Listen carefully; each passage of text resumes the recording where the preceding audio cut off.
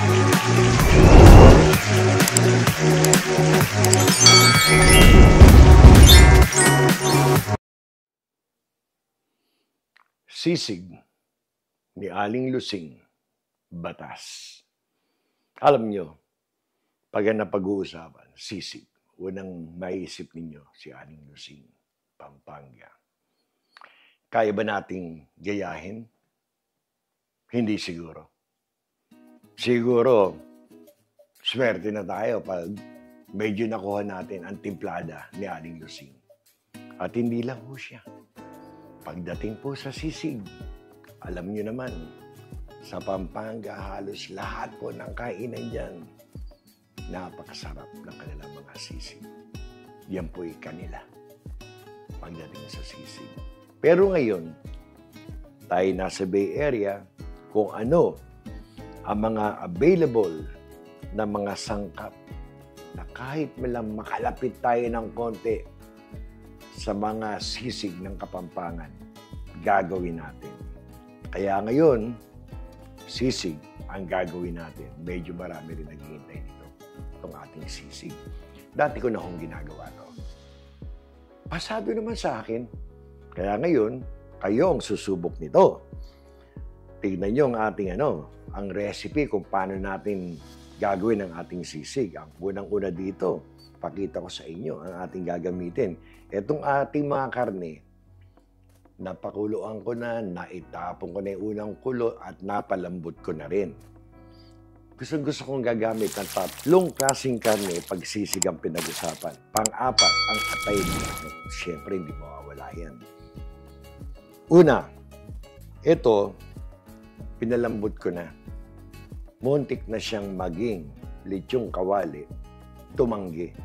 Dahil iiho ko to, isa to sa magiging karne ng ating sisig. Etong liempo natin na pinalambot na.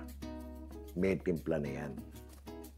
Ang sumunod, medyo hiniwa ko na para madaling ihawin ang tenga ng baboy. Ayan, malambot na rin. Nakikita nyo naman. Ayan ang ating ihawin. Ang timpla niya nung aking pinakuluan, salt lang. Nilagyan ko lang ng bay leaves para mawala yung kung ano mga amoy. Ang pangatlo, eto, mascara, pisngi, kung ano man itawag nyo, napakaganda, malambot na rin. Ready na ihawin na lang yan. So, ayan ang ating mga karne at ito rin ang ating atay. Ayan ang ating atay. Itong atay ko, medyo binabad ko ng konti. Sinangkot ko ng konti sa konting kalamansi at konting toyo. Para medyo pag iniho ko, may konting lasa na siya. So the rest, yun naman ni mga common na sangkap. Siyempre, hindi mawawala itong sili, itong aking pang-ibabaw na may pagkasiling labuyo, pero ito ay Thai chili. Kung mapapansin nyo, naghiwa ako ng siling pangpaksiw, yung mahabang sili. Yan. Gusto ko yung amoy niyan, lalo pag yung hinahalo na dun sa mga meat na naihaw na.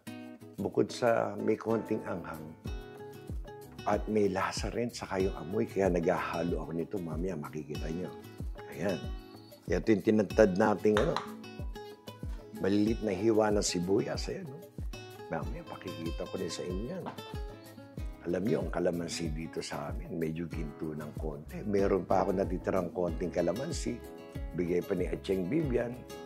Yan, ipangtitipla natin, saka konting suka. Pero yung mga garnishing natin, ito lang lemon. Ito galing sa aking backyard. Tanim ko lang yan. Pero napakasipag na mamamunga. Ito nga, Kala mo, ano ba ito? Parang pomelo sa laki. So, isa yan. Siyempre, kailangan may lasa ng isar margarine yan. Para authentic naman, di ba? At ito, ang aking sikreto. Mamaya makikita niyo. Pag inilagay na sa sizzling plate, bubudburan natin ng konting durog na chicharon. Yan, isang pakikita ko. Lagay natin dito. At pag naluto na, dito natin siyempre ilalagay sa ating sizzling plate. Ang sarap. So ngayon, Ito lang, yung mga common na rekado na gagamitin natin, pakikita ko rin sa inyo. Pero ito muna, bakbakan muna tayo. Mag-iihaw muna ako sa labas. Isasama ko kayo sa labas. Makikita nyo kung paano ihawin to. Then pag naihaw, katakot-takot na tadtaran. At makikita nyo rin. Makikita ko sa inyo lahat kung paano natin kahit paano makalapit tayo ng konti sa sisig na mga Kapampangan, lalo na kay Aling Lusing. Babalikan ko kayo. So, ito na. Pinainit ko na yung grill. Medyo pa-side view tayo ng konti. Medyo mahangin ng konti ha. Pero okay naman. Maganda ang weather natin. Ito, nainit ko na itong ating grill. Normally, kayo, pag uling ang ginamit, ang ganda. Ito, gas grill. Okay na rin. Pero hindi katulad nung uling ang ginagamit. The best. So, ito, nalinis ko na rin ito kanina. Medyo pupunasan ko lang. Then, ilalatag na natin yung ating mga meat. Ito ang mga liempo. Ayan, tapos ngayon, ito namang tenga. Itong tenga, pag iniihaw to, nakaw, ang dikit. Pero medyo nilagyan ko ng konting oil yung aking grill para hindi naman siya manikit ng gusto. Matindi rin to eh. So, pakikita ko sa inyo, ang ganda nito pag yung sinusunog. Talagang nagbibigay ng ibang flavor. Kaya, kita nyo naman, oh. Ayan, oh. Sisimula na yan. Ayan na. Nako, magugustuhan nyo to. Nako, ang ganda. Tignan nyo naman, ha. Ipakikita ko sa inyo. Nako, alam nyo, ako ay iniisip ko, eto pa lang, pwede ko nang ulamin, eh. Ang ganda ng mga liempo, oh. Tignan nyo, oh. Ayan, oh. Ang ganda. Look at that, oh. So, ngayon, in a few minutes, hahanguin ko na to. Babalik na tayo sa loob. Tadtara na yan. So, babalik ko kayo in a few minutes. Ito po, amoy sisig na ako. At least naihaw natin ng maayos. Itong ating liempo, makita nyo, medyo malamig na siya. Ang ganda ng pagkakasunog. Nako, pag ito chinap. At malambot na siya kasi nga, di ba, pinakulong ko. Dapat to lechong kawali, tumanggi. Kaya ngayon, sisig ka. Yan ang ating liempo. Kasi ito yung mga tenga. Ganitong klaseng sunog ang gusto natin. Oh. Para extra flavor. Tapos ito yung mga pisngi. Ayan o. Oh. Ang sarap niyan. Then ngayon, etong ating liver, hindi ko lang kung napakita ko sa pag-grill. Nag-grill ko na rin to. Ito yung mamaya, importante ipakita ko kasi imamash natin to. Para madurog siya. May konting texture pa rin, may konting buo-buo. Kasi nung araw, ang akala ko mayonnaise, yun na lalasahan ko, yun na nakikita ko sa sisig. Yung pala, dinurog na liver na may suka, may narinig pala yun. So yun ang importante pakikita ko sa inyo, yung aking timplada. Ito naman madali na itong tadtarin. Depende sa inyo kung gusto niyo ng pino, medyo durog, o medyo malaki, o halo. Nasa inyo na yan. Pag tinadtad, kaya pagbalik ko, tadtad na to. Isi-safety ko muna dito. Ito. Palayo, kasi na itong ating pinaka-sarsa o panimpla dito sa mixing bowl ito. Okay, ito yung ating liver na nag-grill ko. Lagay lang natin dito. Pwede kayong gumamit ng tinidor, kung ano mang instrumento ang gusto ninyo para masimulan natin durug-durugon, imamash natin to. Alam niyo itong pangkuha ko ng noodles. Effective sa akin to eh. Lalo pag yung medyo mixing bowl, medyo mahirap pag tinidor eh. So, unahan ko lang, ayan, oh, kung makikita niyo sa overhead cam, oh, ang bilis. Ang lambot ng yung pinaka-liver ng manok. Ayun, naamoy ko yung liver. Saka yung pagkakaano niya. So, pag medyo ganyan na, medyo na-mash niya ng konti. Eto, lalagyan ko na agad ng 1/4 cup ng kalamansi. Alam niyo yung kalamansi ko parang ginto. Galing pa ito ng Pilipinas. Binigay lang sa akin yung asin. So, 1/4 cup muna. Yung asin ko, kontrahin ko ng suka. Ayan, lagay ko na. Tapos, imamarinate ko na kaagad sa suka. Alam niyo, masarap ang sisig. Maasim. So ngayon, tignan natin kung paano natin makukontra ng another quarter cup. Madali namang magdagdag, pero yung ganung half cup na pang-paasim, medyo marami-rami rin yung ating sisig. Ayan, lagyan natin dyan. So, i-mash natin ng konti. Ganda ng agad. Parang, tingin mo, may mayonnaise kang hinahalo. Hindi ko naman siya dudurugin ng gusto. Masarap din yung may texture pa ng konting atay, ha? Ayan. Basta continuous lang, ha? Okay. Nakikita nyo ngayon, no? May konting buo-buo. Maliliit lang naman. Gusto ko yan para may different texture tsaka taste yung aking sisig. Okay. Ano lang, mga 1 teaspoon na black pepper. Ayan. Sisig to, hindi kayo magkakamali sa pepper. Ngayon, napansin niyo, wala tayong asin na inilalagay pa. Laging gusto ko, itong garlic salt, nagbibigay ng another flavor to, itong garlic salt, imbis na regular salt. So, lagyan uli natin. Again, madali magdagdag, baka 1 teaspoon lang to, yan. Madali magdagdag, titikman natin yan. Okay. Ito ngayon, pwede namang lagyan natin kahit konting itong pork powder natin. Pampasarap dito, pampalinamnam. Siguro, kahit na half muna, kasi madali naman magdagdag. Baka natatakot ako, baka mapaalat tayo. Yan, kaya muna. Tapos, ano pa ang medyo pampaalat na pwede natin ilagay na medyo yummy-yummy ng konti. Lalagyan ko lang ng konting oyster sauce. Konti lang. Pag medyo matabang to, parang 1 teaspoon lang. Ayan. Para different layer flavors. So, medyo halo uli. Ayan. So, haluin ko muna to hanggang medyo madurog pa yung ibang atay.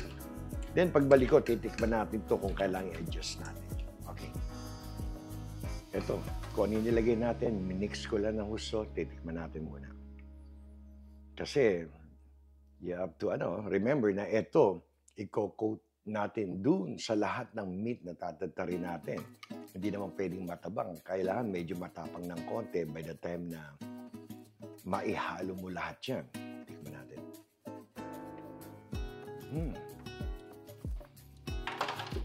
Alam nyo na, ando na ang alat. Eksakto to. Ang ilalagay ko na lang na iba. Nabanggit ko sa inyo itong aking sili na pang sigang. Ito yung mga mahabang sa ako nalalagay sa ibabaw ng maanghang talaga.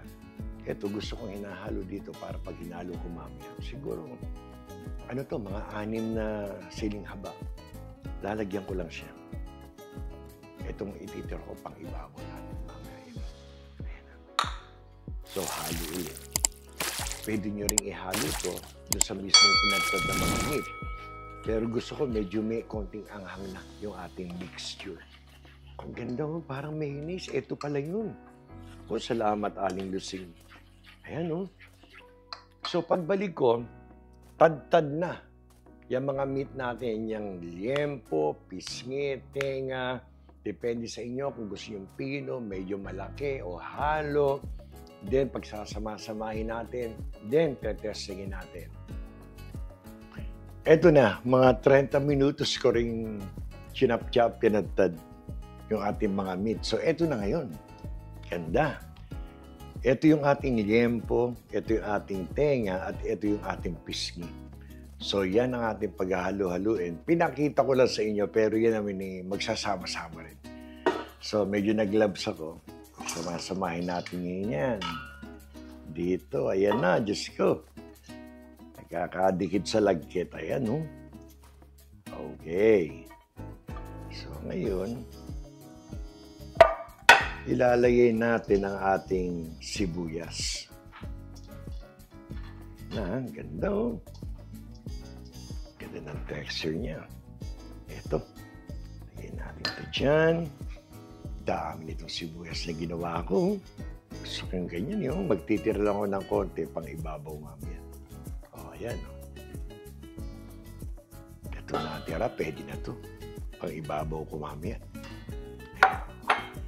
Medyo haluin natin.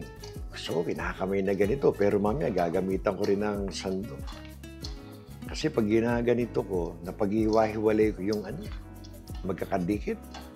Ayan. Ito lang, pwede ko nang ulamin yata. So, ito ngayon, yung ginawa nating, baka mamaya, mapatapang, mapaalat, hindi ko muna ilalagay lahat. Titikman ko. So, ito yun, Diyos ko, yan, Gandang tignan, Mga 3 muna. Mahirap na Baka mamaya mapaalat tayo Ito, magandang panghalo to. So, haluin muna natin, saka natin titikman. Madaling idagdag yung ating atay, mixture.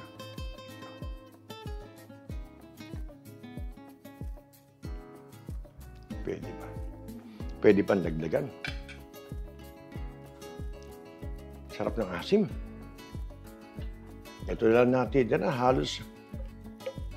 Alam nyo, yung aking atay na inihaw, dito pag bumibili ka, nasa lagayan, yun yung 1 pound. Yun ang dami ng atay na inihaw ko. At nakita nyo kung ano yung mga hinalo ko. Ayan na. Medyo nasimot na siya. Lagay natin dyan. Swak lang yung 1 pound para dun sa ating meat. Ayan na, ang ganda Naandyan yung ating sibuyas. Pagbalik ko, meron na akong hot plate. Pakikita ko sa inyo kung paano ito paglagay sa hot plate saka yung mga iba-ibang condiments sa ibabaw. Ang oras ng katotohanan, eto na. Pinapainit ko ng ating seasoning plate. Ako, alam niyo, gusto ko tikman Medyo gutom na rin ako. Siyempre, habang mainit, lagyan natin ng star margarine. Ayan hindi pwedeng wala. Ito. Nako po. Ayan na. Ayan na. Lagyan natin. Nako po. Nako. Naputok. Amoy sisig ang aming buong bahay. Ayan na. Kakapalan ko ba? Parang gusto kong kapalan Kasi itong para sa akin to sasampulan ko to Sasakripisyo ko yung sarili ko, titikman ko to para sa inyo. Ayan na. Bigyan natin ng mga ilang minuto ng katahimikan. Pagbalik ko, talaga namang may ilalagay pa tayo dyan. Hayaan lang muna natin. At habang siya'y nagsisisling, bakit naman hindi? Lagyan natin ng chicharon durog sa ibabaw. Habang siya'y patuloy na tinutusta ang ilalim. Wala namang masama dyan. Lagyan natin ng kakaibang texture. Patay tayo dito. Ito yata yung tinatawag nilang putok-batok talaga. Ay, pwede nang ilagay ito. Sibuyas na sariwa. Ayan na. Ayan. Nahulog ka pa. Ayan na. Lagay natin lahat yung mga yan. Yan ang mga firepower natin. Naku po. Mga kapwa ako Marikenyo, eto na. Napansin nyo, hindi ako naglagay ng itlog. Ganyan muna. Kayo, kung gusto nyo lagyan ng itlog sa gitna, eto na yung time. Paring itlog, medyo na half-cook, saka nyo pipisain. Eto muna, para matikman ko ang tunay na lasa. Hindi pa patay yan, Nilagyan dito. Nilagyan doon. Wala akong kalamansi. ang hirap maghanap dito sa Bay Area. Lemon, dyan lang sa likod ng bahay namin. Papatayin ko na to, titikman ko. Pinatay ko na. Ayan. Bakit naman di natin bigyan ng konting lemon, di ba? Ito na ang plating ko. Ito na rin ang ating tikiman. Ayan, oh, naku. Pwede na yun. Sasakripisyo ko na ang sarili ko. Ako na ang titikim. Ika, may buto ng lemon eh. Tapon natin. Yan. Sungkitin kaya natin dito sa banda. Naku, naninikit. Ayan oh. Sunog. Tostado. Ayan oh. Baka mainit. Mapahiya ako sa iyo.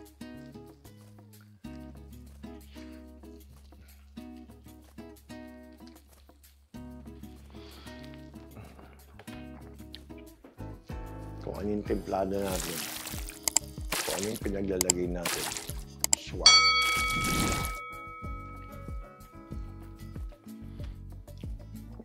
Kakain na ako. Napakasarap.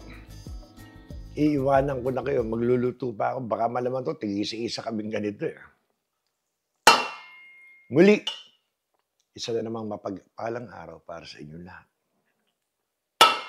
Salamat sa Diyos. Tayo may masarap na sisig. Kayo po'y mag-iingat. Muli, maraming salamat.